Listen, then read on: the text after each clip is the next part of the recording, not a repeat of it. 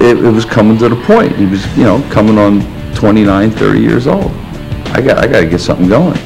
So he made it happen for himself. If I was ever going to be understood, if I was going to ever write anything that kind of like would encompass my philosophies on life, I would have to do it. It's never going to come. It was never going to be in the mail. It was never going to be slid under my door. I would have to do it. I cut myself off in the world. I figured that the less distractions, the better. And that's when I sealed up my windows, and I found some black paint. It's true. He did paint the windows in his apartment black, so he didn't know if it was day or night, and would sit and write for 18 hours at a time at my grandfather's old desk. He didn't have someone mentoring him, telling him where to go to school and what to do. You know, he had to figure it out on his own. And I think when you do that, you get the real answers. Are you going to spend all your time on one side, which is like partying and having, you know, everything which should come with youth, or do you want to like dedicate a certain number of hours a day? So this is it. It's like a self-imposed exile. The writing process is some people think it's very empowering, very noble, and I guess when you do succeed in turning a good phrase or accomplishing a scene, you know it. A writer will literally come out of his chair with excitement. I nailed it, but those are far and few between. Você está assistindo Biografia. Tudo o que você precisa é a... Voltamos a apresentar Biografia. O início da lenda.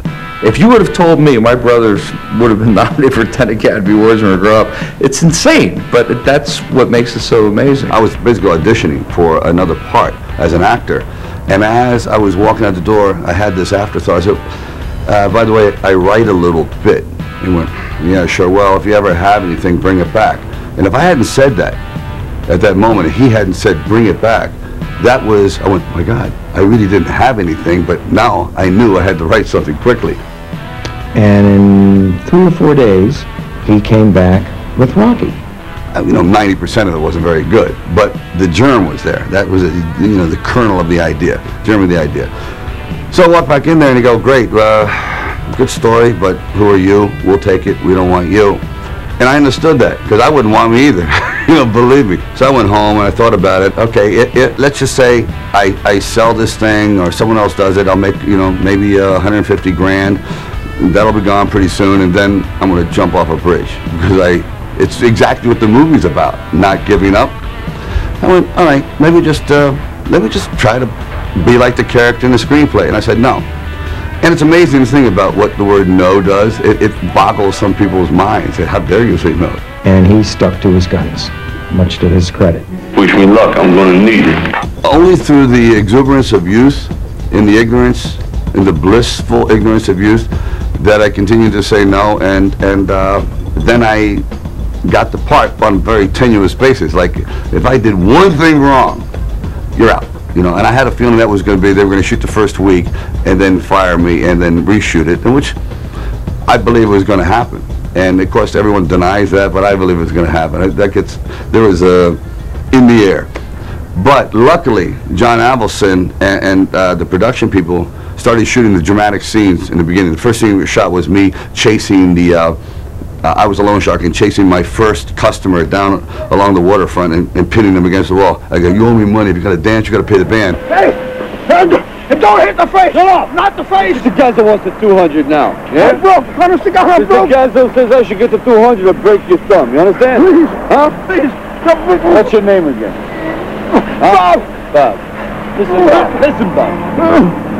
You want to dance, you got to pay the band. You understand? You want to borrow, you got to pay the man. Hey, I ain't emotionally involved, Bob. You understand? Give me some money. He went, this is, there's something, maybe there's something going on here, you know? And thank God we shot that scene early on.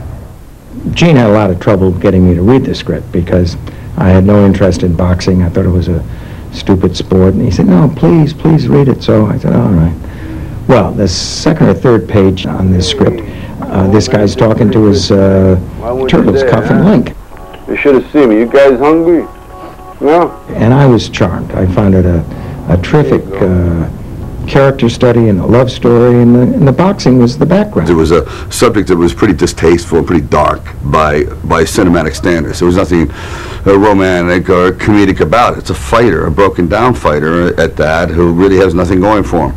I realized the only way we were going to get Rocky to look good as far as the boxing was concerned was if we had a lot of rehearsal time.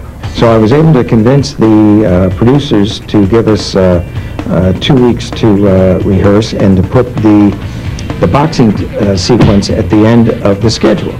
So there would be the longest amount of time possible for these guys to get the boxing down. So they said, okay. So the first day that Sylvester and Carl Weathers got into the ring, they started bouncing around and saying, I'll do this and I'll do that. And I said, fellas, this is never going to work. Sylvester, why don't you go home and write this thing out? And he liked the idea. He came back the next day with 32 pages of lefts and rights, and that's what we